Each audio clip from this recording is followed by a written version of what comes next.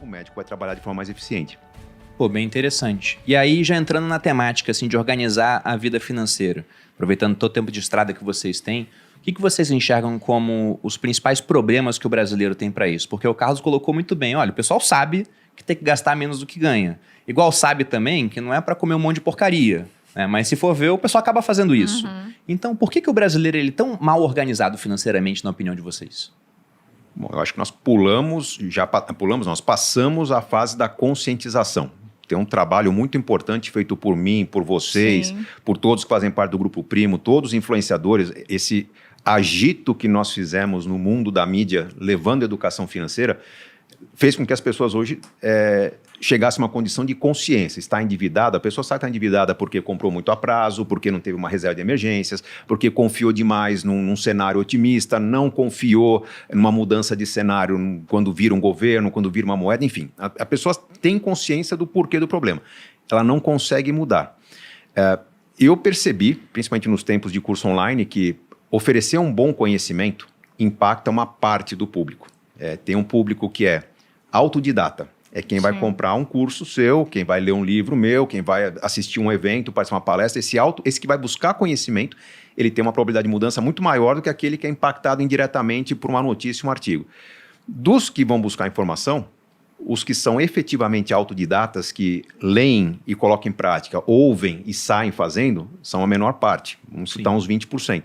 Então, a nossa capacidade de transformação exige que a gente impacte várias vezes o mesmo público para tentar aumentar a chance de convencimento, ou talvez a gente nunca consiga alcançar um público que simplesmente não dá atenção para a oportunidade da informação.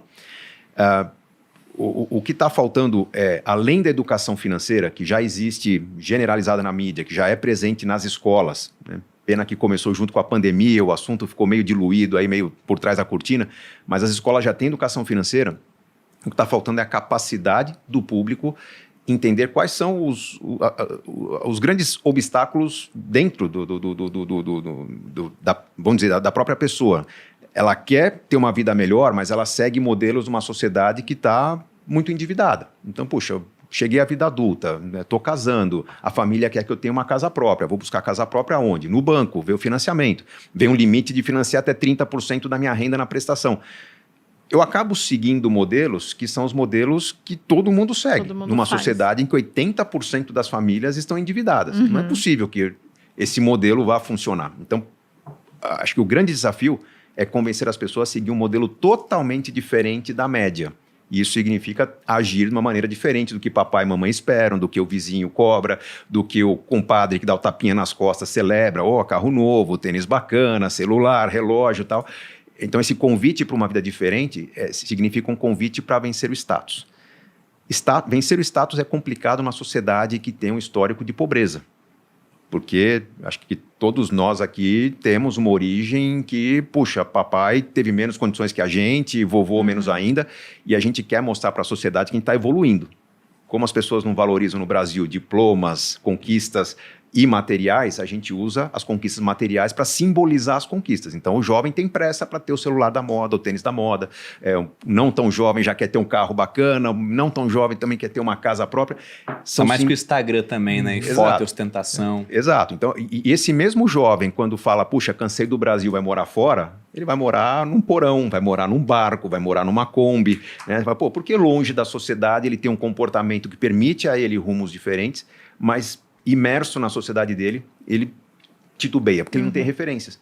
Então, aí entra a questão do planejamento, que é, de repente, buscar referências para alguém que fala, tem uma estratégia, mas eu vou acompanhar a sua estratégia. Né? Eu tenho a orientação, mas ao longo do processo você vai se ver diante de uma decisão difícil e pegar todo o dinheiro que você tem, todos os 20 mil ou 200 mil reais que você tem, tirar da poupança e pôr num CDB, que tem imposto, que vai ter uma relação bancária diferente, mas eu estou aqui para dizer que você está no caminho certo.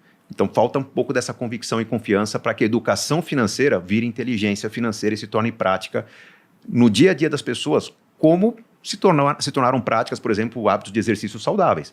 Alguns anos atrás, era um negócio, todo mundo lá na moda, né, queria dar uma orientação, o que você faz, o que você não faz, alguns se machucaram, outros não as pessoas aprenderam a buscar o profissional correto, adotar uma política, uma rotina correta e hoje praticam exercícios saudáveis. Com a alimentação, a mesma coisa. Acho que a educação financeira está vivendo talvez o fim de uma moda e daqui para frente tem a consolidação de uma maneira de pensar própria do que precisa ser pensado para ter uma vida financeira mais equilibrada. Eu só traria um pouco de reflexão na linha do que o Gustavo colocou, porque esse é um tema discutido, obviamente, de maneira global, né? Não é porque o Brasil é um país, né, emergente que, poxa, a gente tem que ter aquele complexo, né, de inferioridade. Não. Olha que interessante. Na OCDE, se discute o tema de educação financeira, mas eles trazem uma perspectiva um pouco mais ampla, que talvez não caiba, não sei se é exatamente essa tradução do letramento financeiro. Né? O que eles querem dizer com letramento? É uma combinação, sim, da educação que leva a ter a consciência que o Gustavo falou, e aqui acho que o trabalho que vem sendo feito, né, como bem colocado por todos, né, por vocês, poxa, já fez com que a educação evoluísse muito, né? As pessoas têm mais acesso à educação do que, de repente, eu tive lá atrás, né, naquele cenário de hiperinflação em que o consumo ele tinha que ser curto prazo mesmo, não tinha jeito. Eu vivi isso. Né? Então é muito difícil você se distanciar dessa cultura curto-prazista, porque era até uma questão de necessidade. Consumir para se defender da inflação. Exato. Era a única saída, né? Você não tinha um mercado desenvolvido como a gente tem um mercado hoje. Mas quando eu volto ao tema letramento, existe uma componente, esta sim, que afeta o ser humano, que é o lado de como lidar com decisões. É o lado da psicologia econômica, é o lado do comportamento, né, diante do cenário. Então tem muito mais a ver com vida, com psicologia, do que necessariamente saber a técnica de como lidar com o dinheiro. Então esse é um aspecto. O outro aspecto que também é trazido para o letramento tem a ver com o desenvolvimento, com a digitalização. Porque, veja, na psicologia humana é muito difícil quando você tem muitas opções de escolha. Se lá atrás, né, a gente ficava imobilizado, porque na realidade a gente não tinha opção de escolha, hoje o efeito de tomada de decisão nos leva a esse imobilismo exatamente porque agora eu tenho o excesso. Né? Então, tudo isso gera essa paralisia e essa dificuldade de transformar a educação em a atitude que leva ao que a gente começou a discutir aqui, que é a transformação. Então, países mais desenvolvidos, menos desenvolvidos, todo mundo vive o mesmo problema hoje, que é esse letramento financeiro, porque estamos vivendo mais, né? Nossa expectativa de vida ela está aumentando.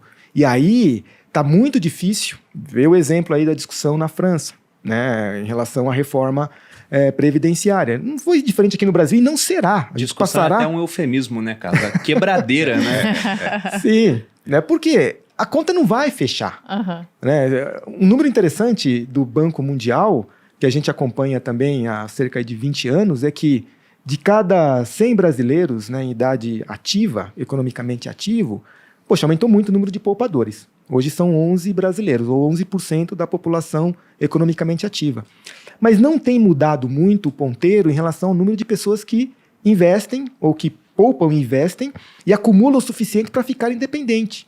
Agora, por que isso não está acontecendo? Porque você tem esse outro fator que é as pessoas estão vivendo mais. Então, o dinheiro, realmente, ele não está sendo suficiente para manter esse padrão de vida, esse custo de vida na longevidade. Então, junta tudo isso dentro do que é o letramento, o desafio, então, ele é da humanidade, quando se fala em finanças, o que, por outro lado, numa perspectiva positiva, tem muita, mas muita oportunidade para a gente fazer, né, um trabalho realmente que gera transformação e que pode mudar a história, né? Não, esse é um ponto muito interessante, porque melhorar a vida do endividado é a coisa mais fácil do mundo. O cara geralmente se endividou porque não tem controle. Quando ele se endivida, ele geralmente pega crédito no lugar mais fácil. O cartão de crédito está na mão, o cheque especial já está na conta. Aí ele pega pagando juros maiores, né? Quanto mais fácil o acesso a um dinheiro que não é seu, mais caro ele é. E, pô, tem vários pontos para comentar aqui, porque você falou, por exemplo, do consumo na época inflacionária. E o pessoal não tem noção disso, né? Eu não peguei essa época. Eu nasci em 88, né? Apesar do Google botar que eu tenho 72 anos, é falso isso. E já estava acabando. Então, quando eu era criança, eu não peguei. Minha primeira recordação utilizando o dinheiro já era com o real. E, inclusive, uma ótima recordação. Meu pai me deu R$10,94. Eu quase comprei a padaria da esquina com R$10. Eu podia ter virado sócio. Mas, nessa época, não tinha como o pessoal se planejar para longo prazo, porque se todo dia os preços mudavam, você ganhava o dinheiro e ia rapidamente fazer a sua compra de mês, que é um hábito que o americano não tem, por exemplo, e a gente tem. E comprava carne para guardar no freezer, que é uma coisa que o americano também não tinha, e a gente tem esse hábito porque os preços não paravam de subir. Então, hoje, apesar de ter inflação no Brasil ainda, e comparado a países desenvolvidos até mais alto... É muito menos. É muito menos. É muito mais fácil se planejar para o futuro. Só que o pessoal não se planeja e continua gastando mais do que ganha.